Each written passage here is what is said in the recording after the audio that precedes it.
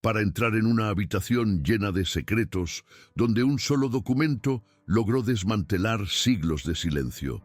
Si les gustan las historias que la historia intentó ocultar, suscríbanse ahora y cuéntenos en los comentarios desde dónde nos ven, porque este viaje comienza ahora. Quien quiera que estuviera en la mansión Osorio aquel día, siempre recuerda primero el frío. No era un frío glacial, sino de esos que se te meten hasta los huesos cuando pasas demasiado tiempo de pie, escuchando orden tras orden. El contraste era casi ofensivo. Afuera, los cocheros tiritaban, apoyándose en sus propios brazos. Adentro, las lámparas de araña brillaban y la gente reía como si el mundo estuviera hecho solo de alfombras y música. Lo observé todo desde lejos, y aún hoy me resulta curioso que nadie pareciera darse cuenta de que en la casa funcionaban dos mundos a la vez. Arriba, discutían sobre donaciones para la parroquia y esperaban el concierto. Abajo, las criadas desesperadas intentaban no repetir las tareas que la ama de llaves les ordenaba rehacer solo para demostrar su poder. Esta era la atmósfera que dominaba el lugar cuando Fernando apareció por primera vez en el pasillo principal. Impecable, sí, pero con esa mirada distante de quien lleva semanas sin dormir bien y trata de disimularlo.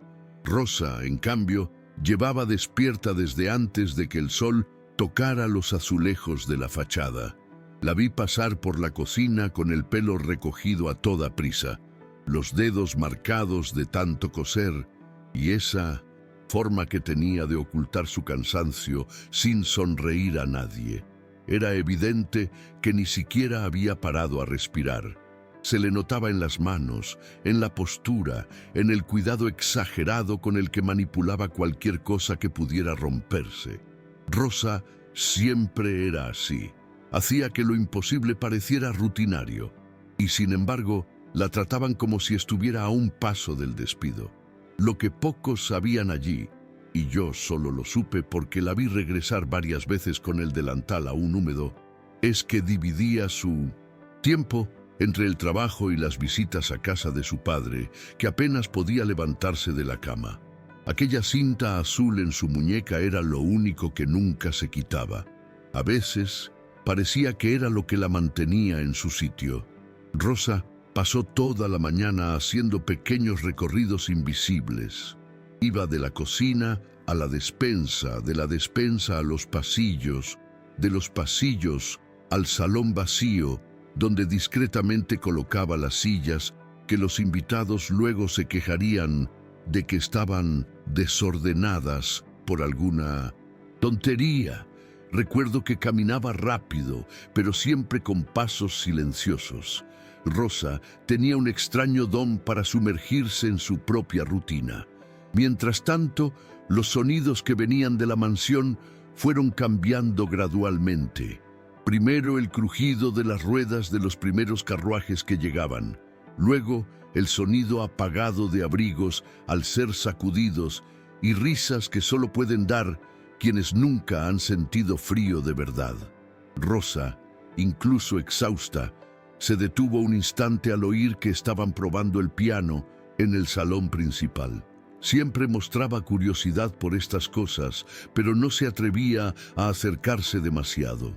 Se quedó allí, a unos segundos de entrar y ver al pianista, pero retrocedió corriendo en cuanto oyó a la ama de llaves llamarla con un tono que parecía una amenaza velada.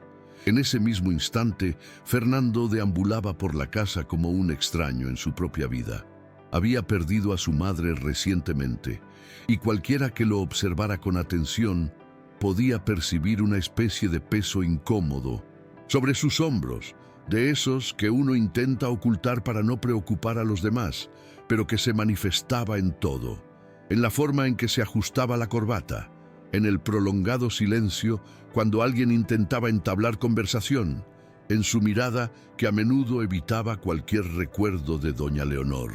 Era un hombre de impecable porte, pero había una grieta emocional que afloraba precisamente en los momentos en que intentaba mostrarse más sereno. Fue ese día cuando lo noté claramente, porque se detuvo en la entrada del salón antes de que comenzara el evento y permaneció allí durante largos segundos, como si mirara un lugar que solo él podía ver. Y sin embargo, cuando alguien se acercaba a saludarlo, recuperaba su habitual aire serio y discreto, el de un hombre que carga con más responsabilidad que valentía, pero que necesita aparentar seguridad para que nadie lo note. Rosa ya estaba al límite cuando comenzó la confusión con el pañuelo, y quizás por eso el impacto fue aún mayor. Acababa de recoger unos vasos vacíos y colocar una bandeja de fruta cuando notó el pañuelo de encaje olvidado en la silla de la antesala. Era el tipo de objeto por el que cualquier dama armaría un escándalo si desapareciera, así que Rosa hizo lo que siempre hacía. Lo recogió con cuidado, sujetándolo por los extremos para no arrugarlo, y lo colocó junto a su pecho para devolverlo discretamente. Apenas había dado 3 pasos cuando oyó el tono cortante de la ama de llaves. Esa voz que implica que algo ya está decidido antes incluso de que uno entienda de qué se trata. La mujer avanzó como si hubiera presenciado un crimen. Le arrebató el pañuelo de la mano a Rosa y con un gesto brusco la agarró del brazo con tanta fuerza que la dejó sin palabras. Su expresión no era de duda, sino de confirmación, como si hubiera encontrado la razón perfecta para demostrar algo que siempre insinuaba sobre Rosa, que una pobre criada solo podía querer aprovecharse de ella. Rosa intentó explicarse, pero el ama de llaves no la escuchó. La arrastró por el pasillo como si la llevara a un lugar de honor. El salón, ya lleno de invitados que se acomodaban la ropa y charlaban antes de que empezara la música, se convirtió en el escenario de una humillación que nadie olvidaría fácilmente. Cuando empujaron a Rosa al centro de la habitación, la sensación que transmitía no era de culpa, sino de absoluta impotencia. La recuerdo allí de pie, con la bandeja aún en la mano, sin saber si soltarla o intentar justificarse. La ama de llaves, con un aire de protectora del honor de la casa, alzó el pañuelo como si fuera prueba de pecado. Algunas señoras intercambiaron miradas, a otras les pareció divertido, otras bajaron la vista para no involucrarse. Lo peor fue cuando la ama de llaves le ordenó a Rosa que se arrodillara. No gritó la orden, pero la pronunció con un tono tan cargado de desprecio que parecía imposible desobedecer. El silencio que siguió duró solo unos segundos, pero se sintió eterno. Rosa vaciló, y se podía ver en sus ojos que resistirse significaba perderlo todo: su trabajo, el poco sustento de su padre, la educación de su hermano. Entonces se arrodilló. No fue un movimiento elegante ni lento. Fue un golpe seco, su rodilla contra el frío suelo, un eco que incluso yo sentí. Y en ese preciso instante sucedió algo difícil de explicar. La sala se dividió entre quienes creían presenciar una lección de disciplina y quienes comprendieron que presenciaban una injusticia tal que deja huella incluso en quienes solo observan. Cuando Fernando entró en la habitación justo en ese momento, pareció como si el destino lo hubiera planeado todo para obligarlo a tomar una decisión que había evitado durante años. Acababa de salir de una breve conversación con el párroco y aún se estaba acomodando el puño de la camisa cuando vio la escena. Rosa arrodillada, el ama de llaves de pie con el pañuelo alzado como una bandera acusadora y decenas de invitados observando como si se tratara de un ritual aceptable. Lo que le llamó la atención no fue la postura de Rosa, sino su expresión. Una mirada fija, algo vacía, como si intentara no derrumbarse porque sabía que si lloraba allí, perdería más que la dignidad. Fernando se quedó paralizado en la puerta, incapaz de moverse durante los primeros segundos. Incluso le tembló un poco la mano, algo inusual en él. Siempre había sido tan controlado que irritaba a quienes esperaban reacciones más humanas. Lo peor era que a nadie le extrañó verla en esa posición. Era como si formara parte de la rutina de la casa. Y Fernando comprendió en ese instante que su silencio durante años había alimentado precisamente esa cruel normalidad. Se podía ver en sus ojos que la vergüenza había precedido a la ira. No dijo nada, no intervino. Y creo que eso fue lo que dolió después. Darme cuenta de que, incluso ante algo tan injusto, se paralizó como siempre. La humillación terminó abruptamente, no por compasión, sino porque el notario entró en la habitación, interrumpiéndolo todo. La puerta se cerró de golpe y el ruido hizo que muchos se enderezaran, como si fueran estudiantes sorprendidos hablando en clase. Llevaba un maletín de cuero oscuro y tenía un asistente detrás con una pequeña caja fuerte de hierro. La ama de llaves, consciente de que perdería la atención que tanto anhelaba, soltó el brazo de Rosa e intentó disimular su expresión, como si simplemente estuviera cumpliendo con su deber. Rosa se levantó rápidamente, con el rostro aún ardiendo, y volvió a mirar al suelo, un reflejo automático de quien ha aprendido a volverse invisible cuando la situación se complica. El notario pidió silencio y anunció que, por orden expresa de doña Leonor, la lectura del testamento se realizaría allí mismo, en público. Esto provocó confusión inmediata entre los invitados, que murmuraron sorprendidos. Los testamentos suelen leerse en privado, entre pocas personas. Hacerlo en una sala llena de gente era, cuanto menos, inusual. Y fue precisamente esta decisión de la duquesa la que garantizó que nadie allí pudiera fingir no haber oído el nombre que se leería a continuación. Rosa permanecía de pie junto a una columna, intentando recomponerse, ajena a que el nombre que minutos antes había provocado risas pronto sería el centro de una revelación que lo cambiaría todo. Mientras el notario comenzaba a leer, el ambiente en la sala cambió como si el clima hubiera cambiado sin que nadie lo notara. Primero llegaron las partes más predecibles, legados a organizaciones benéficas, pequeños recuerdos para los familiares, donaciones a la parroquia. Era el tipo de contenido que mantenía a algunos atentos y a otros aburridos. Fernando escuchaba todo con una postura rígida, pero se notaba que no estaba realmente presente.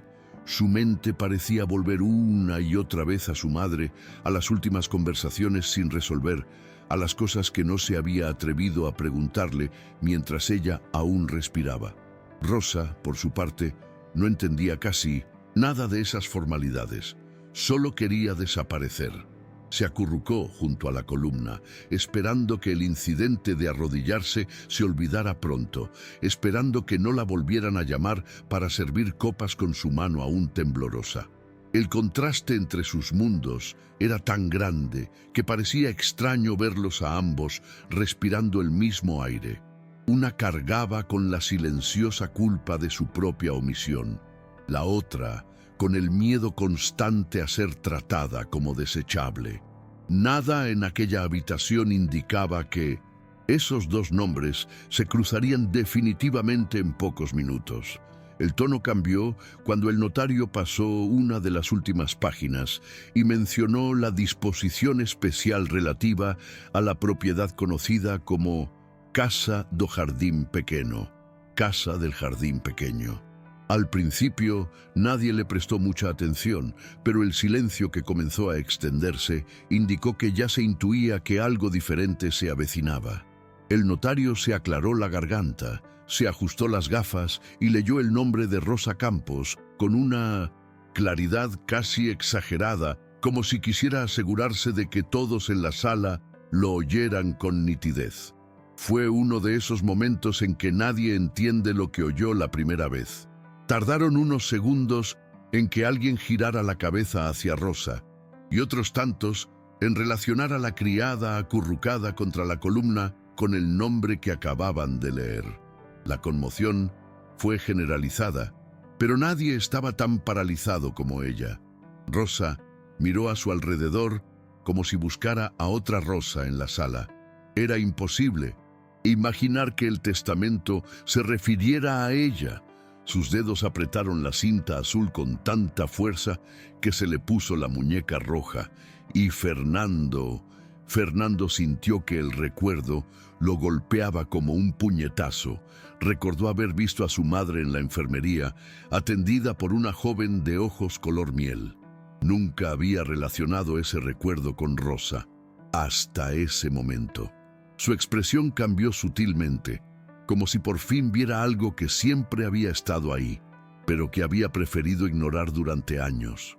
El notario continuó leyendo con una formalidad que contrastaba fuertemente con el caos emocional que comenzaba a extenderse por la sala.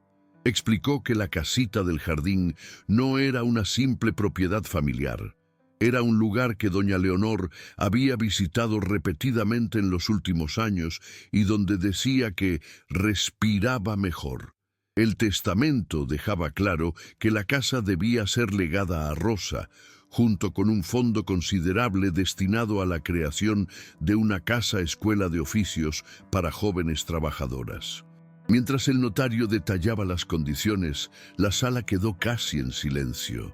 La gente no sabía dónde mirar, si a Fernando, que parecía absorber cada palabra con doble énfasis, o a Rosa, pálida, tratando de comprender si aquello era real. Rosa no tenía la fortaleza emocional para asimilarlo, no sabía cuánto era un fondo, no sabía lo que significaba administrar algo, no tenía idea de por qué alguien le dejaría una casa, especialmente alguien tan importante como la madre del duque. Lo único que sentía era un profundo temor a que todo fuera un terrible malentendido que solo empeoraría su situación en la mansión. El corazón le latía con tanta fuerza que podía oírlo en el pecho, y cada frase del notario parecía arrebatarle un poco más el suelo bajo los pies. El salón, sin embargo, reaccionó de forma distinta. Tras la conmoción inicial, la indignación comenzó a extenderse en murmullos. Algunas señoras murmuraban que era impropio, otras insinuaban que la duquesa solo podía haber sido engañada al final de su vida. Los hombres mayores fruncían el ceño, algunos buscaban explicaciones rápidas basadas en viejos prejuicios. Una criada no podía, bajo ninguna circunstancia, merecer algo tan valioso. La prima Carlota fue la primera en perder el control de su rostro. Se puso roja, luego pálida y después con una expresión de disgusto apenas disimulado, como si la mera idea de que una criada heredara algo de la familia fuera un ataque personal. Mientras tanto, Fernando parecía paralizado por otra emoción. No era indignación ni sorpresa escandalizada, era reconocimiento. Reconstruyó mentalmente las pocas conversaciones que había tenido con su madre sobre una joven bondadosa. Recordó la figura que vio ayudando a colocar almohadas en la enfermería. Recordó cómo su madre hablaba de la dignidad que veía en ciertas personas invisibles. De repente, lo comprendió. Rosa no había llegado allí por casualidad. Su madre lo había dejado todo preparado para que su hijo viera algo de lo que había estado huyendo durante mucho tiempo, el verdadero impacto de las vidas que transcurrían a su alrededor mientras él fingía no ver nada. Cuando el notario comenzó a leer los términos específicos de la donación, la atmósfera se tornó aún más tensa. No se trataba solo de la cesión de una casa, sino de un proyecto integral. La casa escuela ofrecería clases de alfabetización, costura avanzada, contabilidad básica y orientación sobre los derechos de las trabajadoras domésticas. Rosa sería la directora y el duque coadministrador.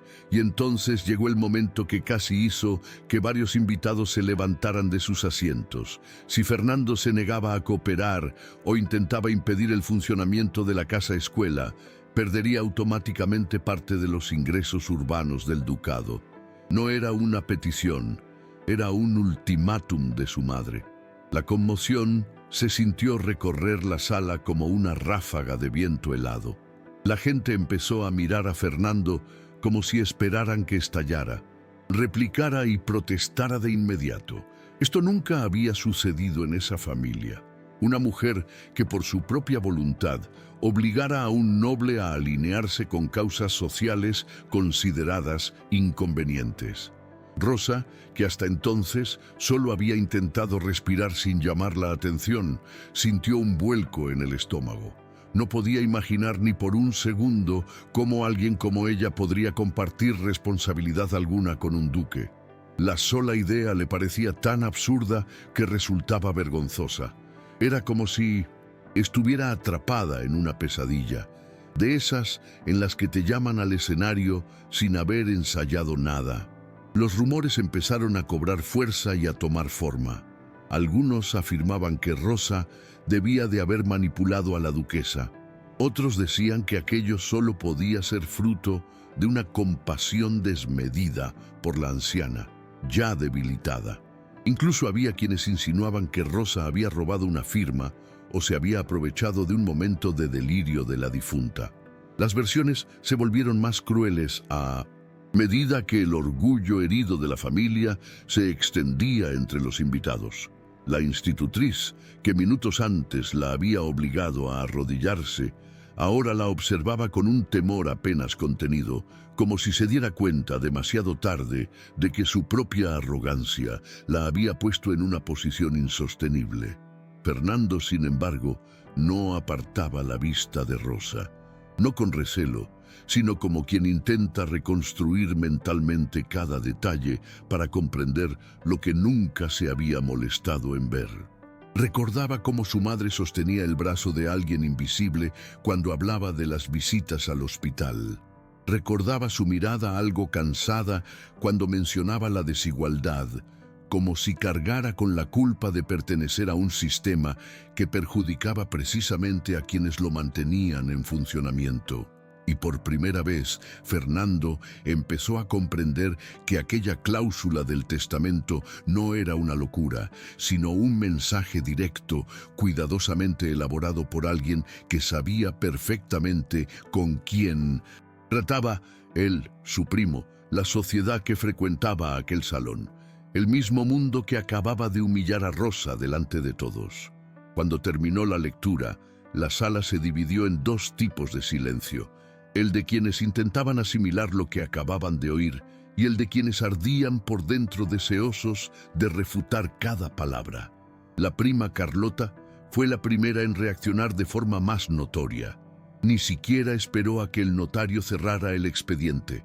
Se levantó bruscamente, abanicándose con fuerza, y declaró que no podía considerarse válido. Argumentó que su tía, en sus últimos meses de vida, estaba demasiado débil para tomar decisiones tan importantes. Dijo que no tenía sentido dejar todo un proyecto en manos de una criada y que, si la intención era ayudar a los jóvenes enfermos o pobres, existían instituciones apropiadas para ello. Fue un discurso venenoso, pero envuelto en ese tono cortés que suelen usar las personas privilegiadas cuando quieren ocultar sus propios prejuicios. Carlota tenía una expresión de rebeldía personal, casi como si el testamento hubiera sido escrito también para humillarla a ella. Y quizá, en cierto modo, así fuera, porque la duquesa conocía bien el sentir de la familia. Mientras hablaba, Rosa permanecía inmóvil, apoyada contra la columna, con el rostro inexpresivo. La humillación de la tarde aún la abrumaba, y la revelación del testamento no le había ofrecido ningún alivio. Solo había aumentado su temor. No comprendía lo que sucedía a su alrededor. Solo sentía que su nombre ahora circulaba entre personas que siempre lo habían usado para mandar, nunca para reconocer. El abogado de la familia, que hasta entonces había permanecido discreto, aprovechó la oportunidad que le brindó Carlota para ponerse de su lado. Comenzó a enumerar posibles resquicios legales, errores de juicio, manipulación emocional, influencia indebida de terceros, incluso la posibilidad de que se hubieran falsificado documentos.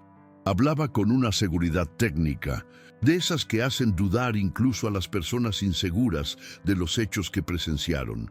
Pero lo más revelador fue observar a Fernando mientras todo esto sucedía. No interrumpió, no discutió, no se defendió, pero tampoco confirmó nada. Se quedó sentado con la mirada fija en un punto entre el suelo y el vacío, como si calculara un riesgo que va más allá del dinero, un riesgo moral. Vi en sus ojos el momento exacto en que finalmente lo comprendió. Si permitía que su primo y el abogado desmantelaran el testamento, no solo estaría yendo en contra de los deseos de su madre, sino repitiendo el mismo patrón que había permitido la humillación de Rosa. Respiró hondo, apoyó las manos en los brazos de la silla y se quedó allí, atrapado entre el miedo a enfrentarse a la aristocracia que defendía su nombre y la necesidad casi física de dejar de ser el mismo cobarde de siempre. En ese instante, incluso antes de decir palabra, Fernando ya había empezado a cambiar, y nadie en la habitación lo notó, salvo quizá Rosa, que alzó la vista un instante y vio su expresión firme, aunque de otra manera. Cuando el notario retomó la palabra para confirmar que todos los documentos habían sido registrados y autenticados meses antes de la muerte de doña Leonor, la atmósfera en la sala pasó de la indignación a la incomodidad. La gente empezó a darse cuenta de que no había resquicio legal para impugnar nada. Mostró fechas, sellos y firmas que no dejaban lugar a dudas. En ese momento, todas las miradas se dirigieron a Fernando, como si todos esperaran que calmara los ánimos con alguna declaración cortés que devolviera la calma al ambiente. Pero no dijo nada. Simplemente se levantó, volvió a sentarse y se pasó una mano por la cara como intentando contener una inquietud interior. Fue entonces cuando muchos se percataron de que el duque no estaba enfadado, estaba conmocionado, profundamente conmocionado. Se notaba en su respiración más lenta de lo habitual, en el temblor casi imperceptible de sus dedos al apoyar la mano en el brazo de la silla. Fernando no era un hombre impulsivo, nunca lo había sido. Vivía intentando complacer a una aristocracia que nunca lo había visto de verdad. Pero allí, en aquella habitación demasiado iluminada, parecía enfrentarse a cada decisión que había tomado en los últimos años y darse cuenta de que había fracasado en casi todas. Era como si la voluntad se le hubiera abatido encima como un espejo que su madre había dejado deliberadamente, inclinado para que pudiera ver lo que había evitado durante toda su vida. Mientras todo esto sucedía, Rosa simplemente intentaba mantenerse en pie. La humillación, la conmoción, el miedo a perder su trabajo, la vergüenza de que su nombre quedara expuesto, todo se mezclaba en una confusión que la dejaba sin aliento. Pero había otro detalle que casi nadie notó. Se agarró el punto de la muñeca donde estaba atada la cinta azul. Fue un gesto automático, como si ese trozo de tela fuera lo único sólido en medio del caos. Rosa no tenía ni idea del peso político de la situación. Para ella era una pesadilla. Vio a señoras susurrando, a hombres arqueando las cejas como si analizaran una pieza defectuosa, a la ama de llaves palidecer como si por fin comprendiera que se había excedido. Era demasiado para alguien que minutos antes solo quería devolver un pañuelo y terminar sus tareas sin ser despedida. Cuando el notario concluyó que su nombre había sido elegido personalmente por doña Leonor y que esto quedaba documentado, toda la sala se giró lentamente hacia Rosa como si la vieran por primera vez, y aquella mirada colectiva, cargada de juicio, sorpresa e incredulidad, era tan pesada como el gesto de arrodillarse esa misma noche. Solo que esta vez, en lugar de vergüenza, empezó a crecer un miedo mayor. El miedo real a que aquello la pusiera en peligro, a que alguien intentara responsabilizarla de algo que no había pedido, a que su vida, ya de por sí difícil, se volviera aún más insoportable. Lo que sucedió a continuación fue casi imperceptible para quienes solo prestaban atención a las palabras. La tensión en la habitación se convirtió en una especie de corriente eléctrica silenciosa. Nadie quería admitir que el nombre de una criada en un testamento de tal importancia les incomodaba más de lo debido. Pero era evidente. Con cada paso que daba Rosa para alejarse de la atención, alguien se estremecía, como si guardara un escándalo en su interior. Era un comportamiento sutil pero cruel. Miradas de reojo, bocas entreabiertas, pequeñas muecas de disgusto que ella, incluso sin comprenderlas del todo, percibía de inmediato. Rosa estaba acostumbrada a sentirse incómoda. Esto venía de años viviendo con puertas que se cerraban sobre ella y su hermano. Y en medio de todo esto, lo más perturbador era notar que la ama de llaves, la misma que la había hecho arrodillarse minutos antes, ahora evitaba incluso mirarla a los ojos. No por respeto, sino por miedo. Miedo a haber sido descubierta en algo que, en esta nueva situación, la convertía en la villana de la noche. Y allí estaba Rosa, una joven con las manos llenas de cicatrices, sin voz, desprevenida para aquello, rodeada de gente que quería ignorarla y que al mismo tiempo no podía dejar de mirarla. Fernando percibió ese movimiento con más claridad de la que hubiera deseado. La reacción de la sala ante la presencia de Rosa reveló exactamente lo que su madre había visto y lo que él se había negado obstinadamente a ver durante tanto tiempo. El mundo en el que vivía estaba construido sobre cimientos podridos, plagado de pequeños actos de violencia que la nobleza ocultaba como asuntos domésticos. Y ahora, al ver a Rosa allí, acurrucada y asustada, pero aún de pie, Fernando sintió una especie de conflicto interno que no era ni bello ni reconfortante. Comprendió que si guardaba silencio, estaría eligiendo a su prima, a los invitados, a los acuerdos sociales, todo lo que siempre se había esperado de él, y, a cambio, perdería lo que quedaba de su propia integridad. Fue en ese instante cuando su mirada cambió. Se levantó lentamente, como si no quisiera llamar la atención, pero su sola presencia ya la atraía. Respiró hondo y dio unos pasos al frente. No dijo nada todavía, pero ese gesto bastó para poner a toda la sala en alerta. Era como si todos presintieran que algo estaba a punto de romperse, una ruptura irreversible. Y allí, en ese instante de silencio, se podía sentir que el duque que entró aquella noche no era el mismo que estaba a punto de hablar. Cuando Fernando por fin abrió la boca, nadie esperaba lo que vino después. No pronunció un discurso, no adoptó una postura autoritaria, que, dicho sea de paso, habría sido la más cómoda. Habló demasiado bajo para un duque, pero con la suficiente claridad para que toda la sala lo oyera. Simplemente dijo que la voluntad de doña Leonor se cumpliría íntegramente, sin oposición, sin modificaciones, sin ajustes. Quienes conocían a Fernando sabían que evitaba cualquier situación en la que tuviera que oponerse públicamente a su familia, especialmente a su prima. Por lo tanto, el impacto de sus palabras fue casi físico. Los ojos de Carlota se abrieron desmesuradamente y se llevó la mano al pecho como si la hubieran golpeado. Los invitados intercambiaron miradas, algunos irritados, otros sorprendidos, algunos incluso con cierto alivio, aunque no lo admitieran.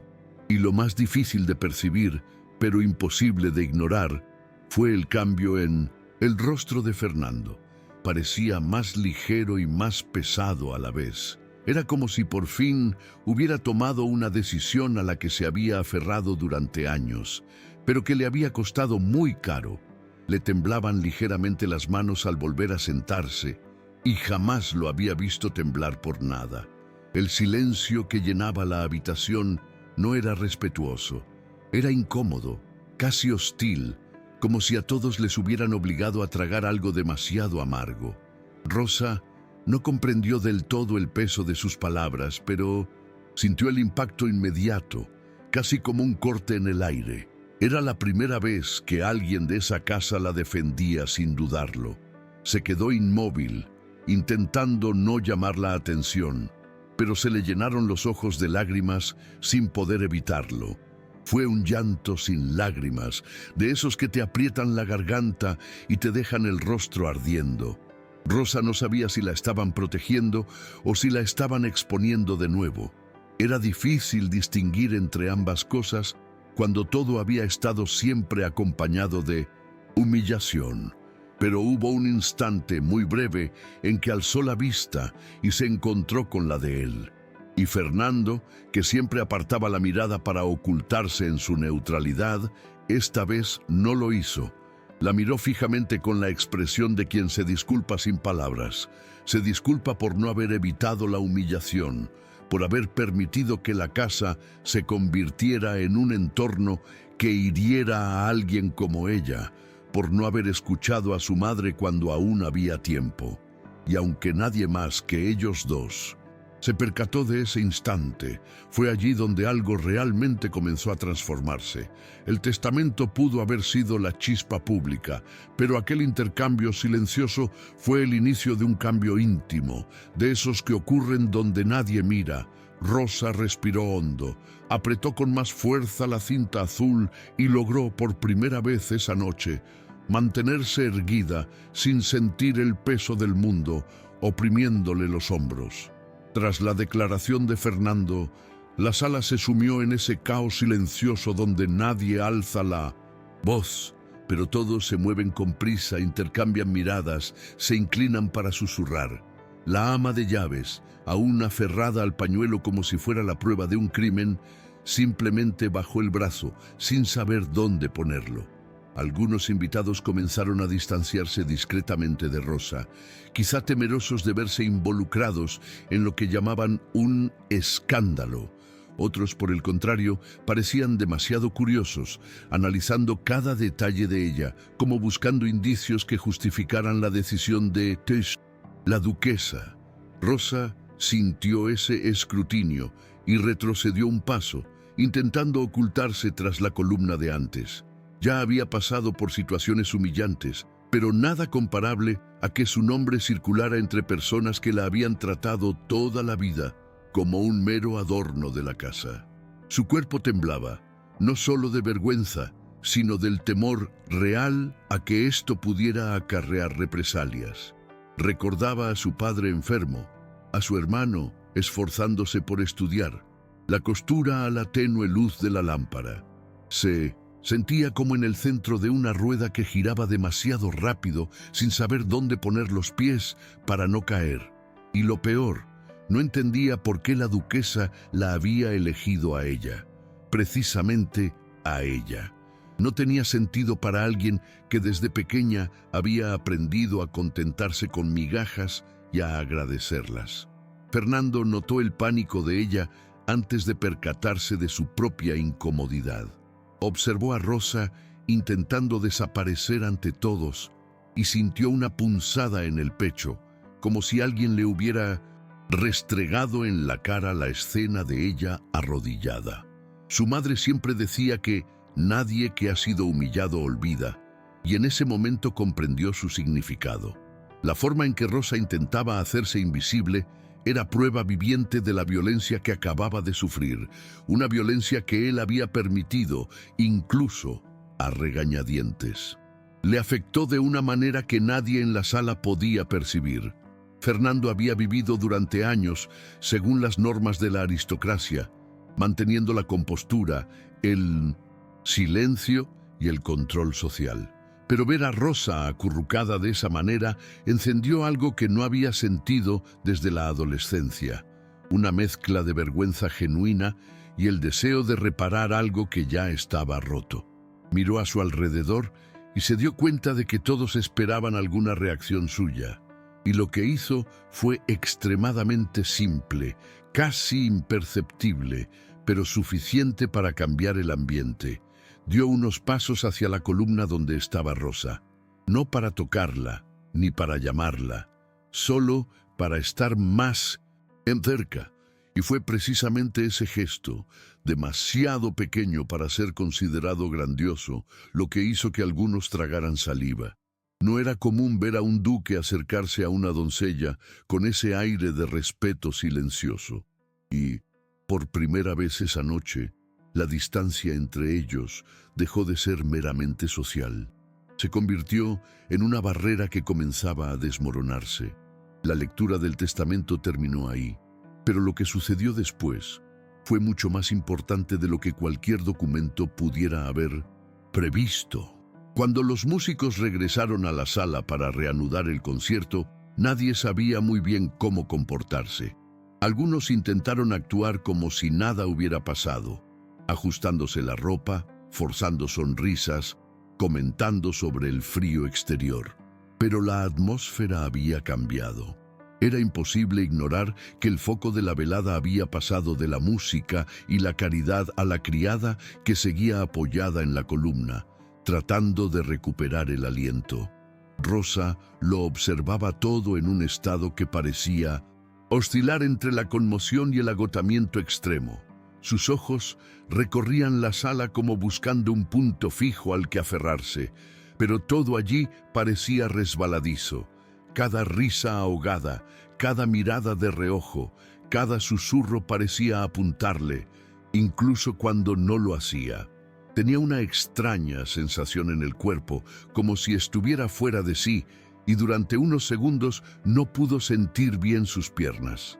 La sensación de estar allí, en medio de esas personas que durante toda su vida solo la habían visto como parte del decorado, era asfixiante.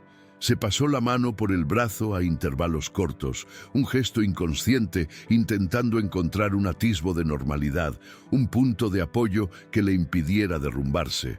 Pero lo único que le resultaba familiar en aquel caos era la cinta azul en su muñeca, y la apretó con tanta fuerza que sintió palpitar la piel. Fernando lo notó todo, y por primera vez no apartó la mirada.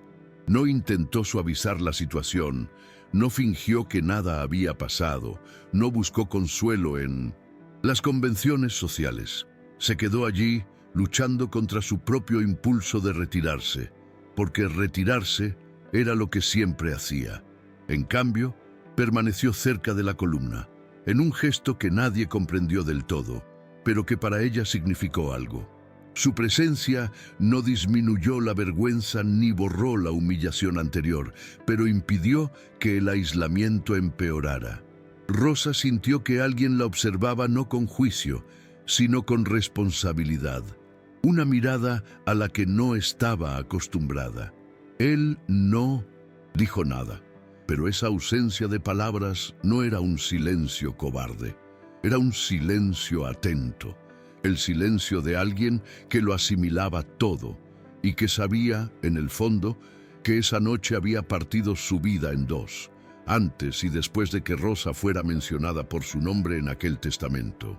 Cuando el concierto finalmente comenzó, las notas del piano resonaron de una manera extraña, como si intentaran llenar un vacío que nadie podía nombrar. Y mientras la habitación intentaba recuperar una falsa sensación de normalidad, Fernando y Rosa permanecieron allí, cada uno atrapado en su propio torbellino, sin saber que esa cercanía rota y silenciosa sería recordada mucho después como el primer paso de todo lo que estaba por venir. Terminar el concierto y empezar a dispersarse los invitados, la atmósfera se volvió aún más opresiva para Rosa. La gente pasaba apresuradamente a su lado, como si temieran que el simple hecho de cruzarse en su camino los involucrara en algún escándalo. Algunas damas, antes tan elegantes y sonrientes, ahora sostenían sus abanicos como escudos, evitando mirar directamente a la joven, que minutos antes se había arrodillado por orden de una institutriz, que ahora intentaba desaparecer entre la multitud. Rosa iba y venía recogiendo vasos, haciendo lo posible por no estorbar, como siempre, pero la sensación de ser observada a cada paso la oprimía como una manta húmeda. En un momento dado, se agachó para recoger un vaso que se había caído al suelo y sintió un dolor agudo en la rodilla, un recordatorio físico de la humillación que parecía no querer dejarla en paz. Ese dolor, sumado al agotamiento, el miedo y el impacto emocional de todo lo sucedido, le llenó los ojos de lágrimas. Pero, como siempre, las contuvo. Rosa había aprendido desde muy joven a no llorar delante de quienes la despreciaban, porque ellos nunca ven las lágrimas, solo la debilidad. Fernando lo observó todo desde la distancia antes de poder moverse. Desde el momento en que se leyó el testamento, se había debatido entre dos versiones de sí mismo: el hombre que la aristocracia esperaba que fuera y el hijo de doña Leonor, capaz de ver las injusticias que antes había preferido ignorar. Vio a Rosa recogiendo vasos como si nada hubiera cambiado, como si no hubiera quedado expuesta ante toda la ciudad, como si no acabara de descubrir que heredaría una casa y una responsabilidad mayor de la que ella misma podía comprender. Y fue precisamente ese comportamiento, seguir trabajando, seguir intentando no molestar a nadie, permanecer invisible, lo que le abrió una herida que desconocía. Fernando se dio cuenta de que Rosa no había reaccionado al testamento como una bendición, sino como una sentencia confusa y aterradora. Y esta comprensión lo impulsó a dar unos pasos hacia ella, un impulso que jamás habría tenido semanas antes. No sabía qué decir, ni siquiera si debía decir algo, pero sabía que necesitaba estar lo suficientemente cerca para, al menos, demostrarle que no la dejaría sola ante esto. Y cuando finalmente se puso a su lado, no dijo nada, simplemente se quedó allí, lo suficientemente cerca para que Rosa notara su presencia. Ella no lo miró de inmediato, pero su cuerpo pareció relajarse un poco, como si por fin hubiera encontrado un mínimo espacio de seguridad en medio de tanta incomodidad. Cuando los invitados por fin abandonaron el salón y la casa comenzó a vaciarse, un silencio sepulcral envolvió la mansión. No el silencio habitual al final de un evento, sino un silencio denso que sigue a algo irreversible. Rosa tenía que ayudar a recoger unas bandejas en la despensa y fue allí donde, durante unos minutos, finalmente se dejó caer en la silla más cercana. No solía sentarse mientras trabajaba, pero le temblaban demasiado las piernas como para sostenerla más tiempo. La cocina estaba casi vacía, salvo por dos criadas que susurraban en un rincón, intentando comprender cómo una joven como Rosa había aparecido en el testamento.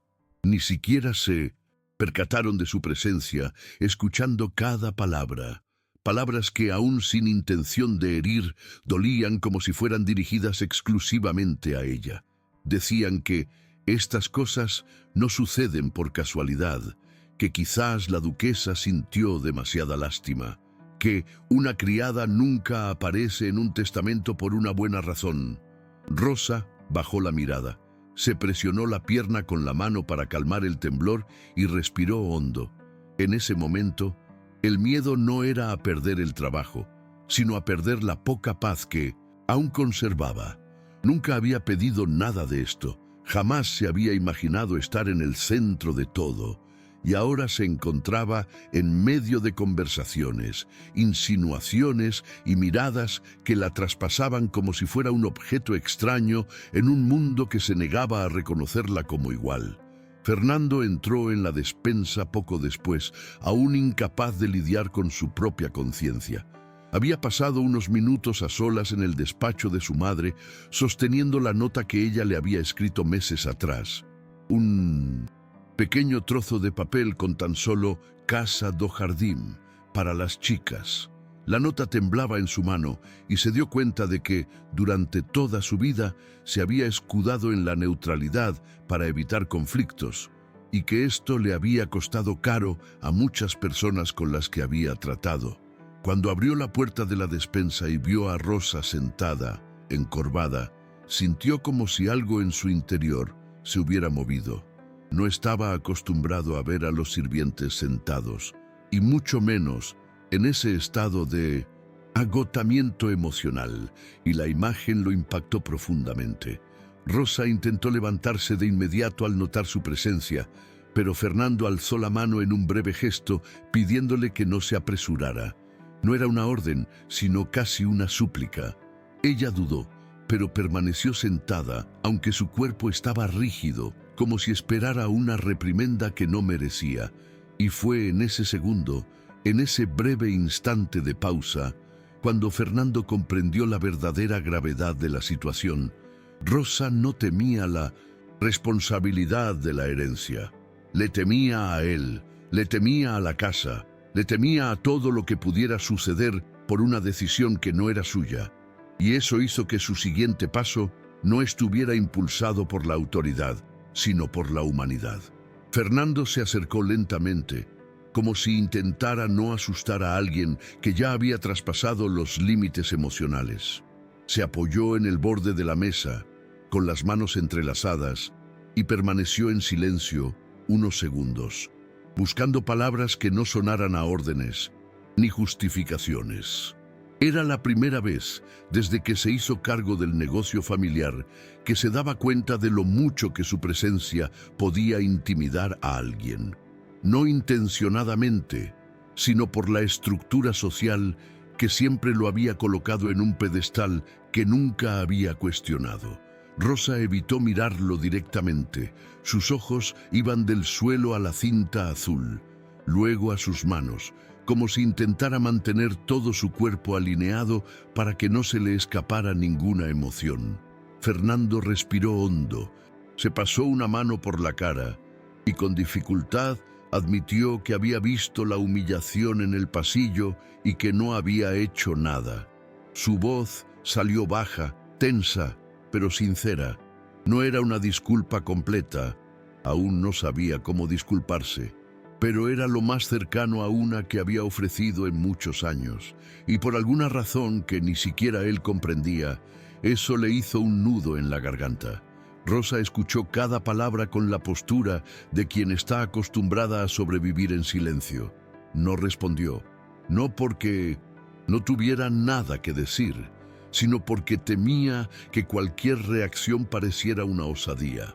Le sudaban las manos, sentía una opresión en el pecho y el peso de la cinta azul le pesaba más que nunca. Por un instante creyó que se desmayaría allí mismo, pero se mantuvo firme. Y cuando finalmente alzó la vista para mirar directamente a Fernando, sucedió algo casi imperceptible.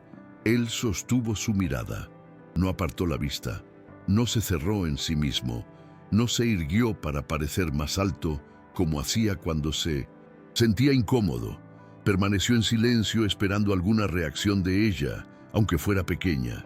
Y Rosa, aún temblando, logró decir, en un volumen casi inaudible, que no entendía por qué la duquesa le había dejado esa casa. La frase salió cargada de miedo, no de ambición. Era una confesión sincera de alguien que nunca había recibido nada que pudiera considerarse un verdadero regalo. Al oír eso, algo cambió en su interior. Por primera vez, comprendió que Rosa no era solo una parte del testamento, sino la razón misma del mismo. Su madre había visto en ella una fortaleza que él, con toda su educación y poder, jamás había sido capaz de ver en nadie. Y el hecho de que Rosa creyera no merecer nada solo hacía que esa fortaleza fuera aún más evidente. Fernando se dio cuenta entonces de que su responsabilidad no se limitaba a cumplir con los trámites legales. Era asegurarse de que Rosa pudiera sobrellevar emocionalmente lo que estaba a punto de afrontar. Tras aquella conversación, en la despensa, la mansión comenzó a vaciarse por completo. Los últimos carruajes partieron, los músicos guardaron sus instrumentos y el silencio en los pasillos adquirió un tono casi sombrío. Era como si toda la casa hubiera asimilado lo sucedido y ahora se estuviera adaptando al impacto. Rosa se puso de pie lentamente, con el cuerpo aún temblando, intentando recuperar la postura de sirvienta eficiente que todos esperaban de ella. Pero por dentro, todo estaba fuera de lugar. El corazón le latía, Con fuerza le palpitaba la cabeza y el peso de la noticia la abrumaba una y otra vez como olas irregulares. No entendía cómo podría seguir viviendo igual, ni siquiera si sería posible retomar su antigua rutina. Cada paso que daba parecía más lento, como si tuviera que reunir fuerzas para seguir existiendo allí después de todo. De camino a la parte trasera de la casa, donde guardaba algunas telas para terminar una última tarea, volvió a oír a lo lejos la risa que había traspasado su humillación. El recuerdo de su rodilla golpeando el suelo volvió con tanta fuerza que tuvo que detenerse unos segundos, apoyándose con la mano en la pared para no caerse. Sentía como si su cuerpo aún estuviera en el suelo, aunque estuviera de pie, y por primera vez esa noche se dio cuenta de que realmente temía lo que le depararía el mañana. No el trabajo, sino la gente, sus miradas, lo que harían con su nombre ahora. Fernando observó los últimos movimientos en la casa desde lejos, pero no pudo simplemente retirarse a su habitación como cada noche. El sentimiento de responsabilidad, de vergüenza y al mismo tiempo la necesidad de hacer algo concreto le impidieron ir a su habitación. Recorrió los pasillos que conocía desde niño, pero que ahora le resultaban extraños, como si cada pared guardara el eco de lo que había permitido que sucediera. Pasó junto a la puerta de la cocina y vio la silla donde Rosa se había sentado minutos antes. También vio el paño tendido en el suelo, el mismo que ella sostenía cuando casi se desplomó. Recogió el paño sin saber por qué.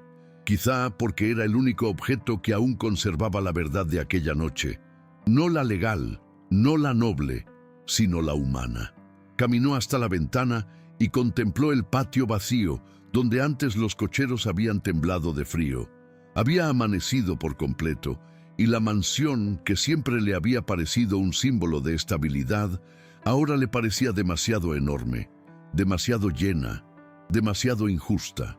Fue allí, apoyado en la ventana, con el paño en la mano, donde Fernando comprendió la magnitud de la responsabilidad que había heredado junto con el título.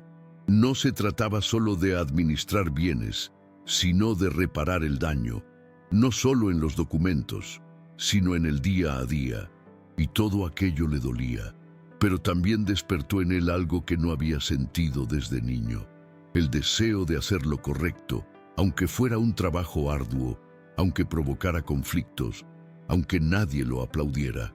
Por fin, Rosa logró salir de la mansión al amanecer. El aire frío le golpeó la cara como una descarga, pero a la vez le trajo una claridad que no había sentido en su interior. Era diferente respirar lejos de las miradas, lejos de las voces apagadas, lejos de la sensación de que cada uno de sus movimientos era juzgado. Caminó despacio por la callejuela, con las manos dentro del fino abrigo, apretando la cinta azul que llevaba en la muñeca, como si eso pudiera evitar que todo se derrumbara por completo. Con cada paso, la imagen del vestíbulo se repetía, su rodilla golpeando el suelo, la voz del ama de llaves resonando, su nombre saliendo de la boca del notario como una frase incomprensible. La vergüenza la consumía, pero el miedo la consumía aún más, porque, en el oscuro silencio de las calles de Sevilla, Rosa empezó a comprender que aquel testamento no era solo una herencia, sino una invitación involuntaria a vivir en un mundo para el que no se sentía preparada. La idea de tener una casa parecía hermosa en teoría, pero para ella significaba adentrarse en un territorio de conflicto con gente poderosa, enfrentarse a desafíos que ya se estaban gestando incluso antes de que regresara a casa. Y eso, sumado al miedo a perder su trabajo y a ser acusada de algo que no había hecho, le oprimía el pecho. Cuando por fin llegó a la pequeña puerta de su casa, respiró hondo antes de entrar, porque no quería que su padre viera en su rostro lo que sentía. Él ya cargaba con suficiente dolor. Mientras tanto, Fernando no podía dormir. Subió a su habitación, apagó las luces, pero su mente seguía dando vueltas como si estuviera de nuevo en el abarrotado salón de baile. Cada detalle de la noche insistía en regresar. El momento en que la institutriz obligó a Rosa a arrodillarse, la breve risa del público, la cinta azul temblorosa en su muñeca, el silencio que llenó la sala cuando pronunciaron su nombre. Y, entre todas esas imágenes, la más difícil de borrar era la de Rosa acurrucada en la despensa, intentando desaparecer. Dames afectaba de una manera que trascendía su papel como duque. Le afectaba como hijo, como hombre, como alguien que se daba cuenta demasiado tarde del tipo de ambiente que había contribuido a perpetuar. Se sentó al borde de la cama, se pasó las manos por la cara y se dio cuenta de que no sabía qué hacer a continuación, pero sabía que no podía hacer lo que siempre hacía: ignorarlo. El legado que le había dejado su madre era, de hecho, una obligación moral. Si no lo honraba, sería demasiado insignificante, incluso para sí mismo. Y fue esta conciencia la que, conforme se acercaban las primeras horas de la mañana, comenzó a gestarse en él una especie de decisión silenciosa. Por difícil, por arriesgado que fuera, por mucho que su primo y otros intentaran detenerlo, cumpliría todo lo que estaba en ese testamento. No por orgullo, no por deber legal, sino porque finalmente había comprendido por qué su madre había confiado algo tan importante a las manos de Rosa. A la mañana siguiente, antes incluso de que el sol calentara el empedrado, la noticia ya se había extendido por toda Sevilla, y no precisamente con delicadeza. Las versiones eran distorsionadas, exageradas, maliciosas. Algunos decían que Rosa había embrujado a la duquesa. Otros afirmaban que había robado documentos. Incluso había quienes difundían rumores de que Fernando cedía porque tenía algo que ganar. Rosa salió de casa a comprar pan y oyó susurros por el camino, miradas furtivas, gente que cruzaba la calle para evitar pasar demasiado cerca. Era como si, de la noche a la mañana, hubiera pasado de ser invisible a convertirse en un blanco fácil, y esto la aterrorizaba. Su hermano, que normalmente la saludaba con alegría, notó la tensión en el ambiente y se acercó con cautela, preguntándole con la mirada qué ocurría. Rosa intentó no demostrarlo, intentó sonreír, pero su expresión era demasiado quebrantada para convencer a nadie. Solo cuando volvió a entrar en casa, cerrando la puerta tras de sí, se dejó caer contra la pared hasta sentarse en el suelo. Sintió como si el mundo se hubiera expandido 10 veces en un instante, y ella se hubiera encogido en la misma proporción. Pensó en la casa del jardín, en el fondo que dejó la duquesa, en los rumores, y todo le pareció una carga imposible de soportar. Mientras tanto, de vuelta en la mansión, Fernando se enfrentaba a su propia tormenta. Su prima Carlota llegó temprano, acompañada de su abogado, ambos decididos a impugnar el testamento. Entró en el despacho con la expresión de quien se creía en pleno control de la situación. Enumeró argumentos, se quejó de la humillación pública y afirmó que estaba en juego el honor de la familia. El abogado presentó una carpeta con posibles resquicios legales, proponiendo impugnar la salud mental de la duquesa en los últimos meses.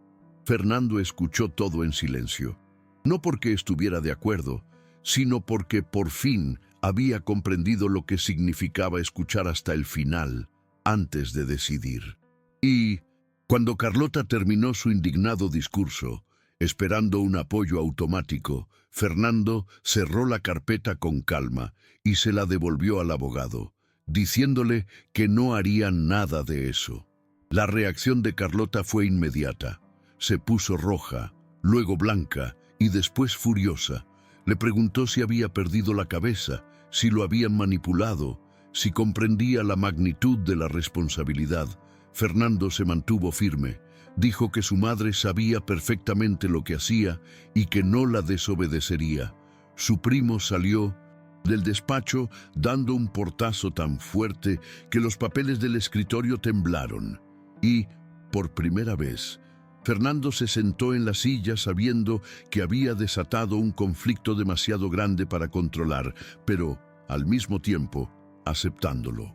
Rosa solo reunió el valor para regresar a la mansión al atardecer, cuando la calle estaba menos concurrida. Caminó despacio, con el corazón acelerado, imaginando las miradas que enfrentaría, los comentarios que oiría, las tareas que tendría que repetir como si nada hubiera pasado.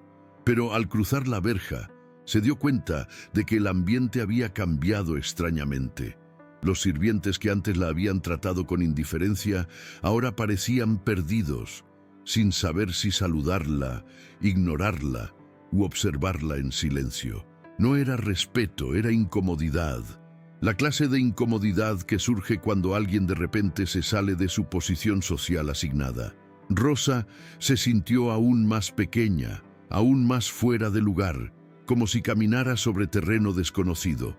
En la despensa, mientras tomaba un paño para ayudar con la limpieza, la ama de llaves apareció en la puerta. Por un momento, ambas se quedaron inmóviles, sin saber quién debía hablar primero. El rostro de la ama de llaves era rígido y el silencio entre ellas pesaba como una pared. Cuando finalmente abrió la boca, su voz era más baja de lo habitual, casi dubitativa. No fue una disculpa directa, parecía incapaz de ello, sino un reconocimiento indirecto de que se había excedido. Dijo que las cosas se descontrolaron ayer y que no era su intención humillar. Rosa escuchó con la cabeza gacha, no porque le creyera, sino porque no tenía fuerzas para otra confrontación. Simplemente asintió, impasible, y la ama de llaves, al darse cuenta de que eso era todo lo que obtendría, se alejó lentamente. Era la primera vez que alguien en la casa mostraba algún signo de retirada ante ella, e irónicamente, eso dejó a Rosa aún más confundida. Más tarde, mientras ayudaba a recoger los platos, oyó pasos firmes detrás de ella. Era Fernando. Entró en la cocina con una postura decidida, pero no autoritaria. Se detuvo junto a la mesa, respiró hondo y dijo sencillamente que la casita del jardín estaría lista para entregársela en unos días. No lo dijo como un anuncio importante, sino como alguien que le informaba de algo que debía saber, sin ceremonias. Rosa se quedó paralizada un instante, con el plato aún en la mano. No sabía cómo reaccionar, no sabía qué decir, ni siquiera sabía si podía hablar. Fernando notó su tensión y continuó. Le explicó que no la dejaría sola, que cumpliría con todo lo estipulado en el testamento y que la escuela-casa no era una carga para ella, sino un proyecto que su madre había planeado con mucho esmero. Lo dijo en voz baja, sin exigir gratitud, sin exigir confianza. Simplemente le presentó la verdad. Rosa sintió una intensa mezcla de alivio y temor. Alivio al no haber sido abandonada en una situación que no había buscado. Miedo al darse cuenta de que era real. Muy real. Era demasiado para la vida que siempre había conocido. Cuando por fin logró darle las gracias, su voz tembló, casi se quebró. Fernando asintió con un respeto silencioso que Rosa jamás había visto en ningún noble, y en ese breve instante comprendió algo inesperado. Por primera vez en su vida, alguien en esa casa la llamaba por su nombre, no para dar órdenes, no para humillarla, sino para reconocerla.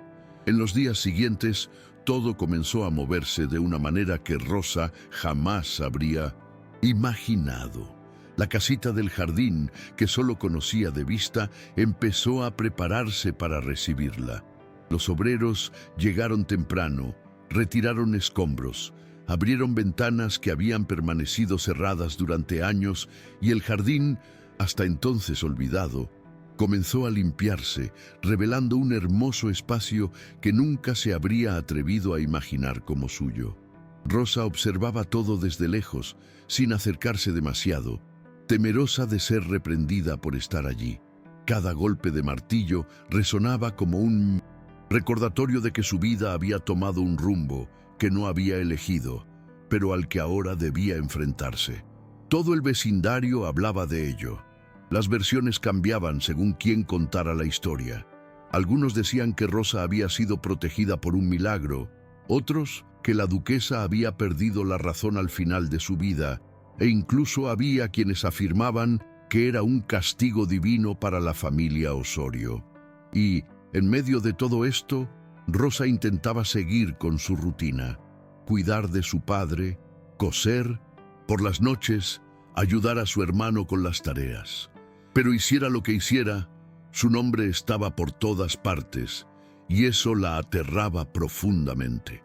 Era distinto a ser invisible. La visibilidad que ahora tenía era una exposición que le dejaba cicatrices en el pecho. A veces, mientras se recogía el pelo con manos temblorosas, pensaba en huir a alguna ciudad lejana donde nadie la conociera. Pero la imagen del lazo azul en su muñeca y el recuerdo de la duquesa tomándole la mano en la enfermería le impedían seguir ese impulso. Era como si algo la llamara a quedarse, aunque doliera. Fernando, por otro lado, entró en una fase de confrontación sin precedentes. Cada una de sus decisiones era vista con recelo por la aristocracia. Los proveedores intentaban retrasar las entregas. Antiguos aliados le sugerían discretamente que dejara que la situación se calmara antes de impugnar el testamento. Algunos periódicos satíricos incluso publicaron caricaturas suyas bajo el título de El Duque de las Criadas. Pero por primera vez en años, Fernando no cedió ante la presión social. Comenzó a aparecer en público junto al notario, firmando documentos para la inauguración oficial de la casa escuela. Ordenó la revisión de los contratos antiguos y la implementación de nuevas normas de pago para los trabajadores, aun sabiendo que esto provocaría un rechazo inmediato. Y a pesar de la incomodidad, su convicción no flaqueó. Era como si la imagen de Rosa arrodillada hubiera marcado un punto de no retorno en él. Quería asegurarse de que esto jamás volviera a suceder, ni a ella ni a nadie que dependiera de esa casa para sobrevivir. A veces, solo en su despacho, reflexionaba sobre cuánto tiempo le había costado comprender el mundo más allá de su propio título. Pero al ver cómo se ordenaba la casa del jardín, transformándose gradualmente en un espacio digno, sintió una paz que no había experimentado desde antes de la muerte de su madre. Era como si, por primera vez, estuviera en sintonía con algo superior y más justo que cualquier norma social. Con el paso de las semanas, la casita del jardín dejó de ser una propiedad renovada para convertirse en un punto de encuentro de historias que antes no tenían cabida. El día que Rosa finalmente entró para recibir sus primeras instrucciones formales, el aire olía a madera nueva y a algo que nunca antes había sentido: la posibilidad. Las ventanas abiertas dejaban entrar la luz suficiente para revelar detalles que antes habían permanecido ocultos bajo el polvo y el abandono. Rosa caminaba despacio, tocando los marcos de las puertas como quien toca algo que no quiere dañar. Todavía no podía creer que ese lugar llevara su nombre escrito en documentos oficiales. Era demasiado grande, demasiado imponente, pero al mismo tiempo la invadía una calma difícil de describir. Pensó en su padre, que poco a poco empezaba a mejorar gracias a los cuidados constantes. Pensó en su hermano, que había sonreído por primera vez en semanas al saber que ahora tendría un lugar donde trabajar sin ser humillada. Pensó en la duquesa, en su frágil mano apretando la suya en la enfermería. Un gesto que, en aquel entonces, Rosa interpretó solo como afecto, pero que ahora comprendía como reconocimiento. Cuando Fernando llegó poco después, con unos papeles y una libreta, no apartó la mirada como antes.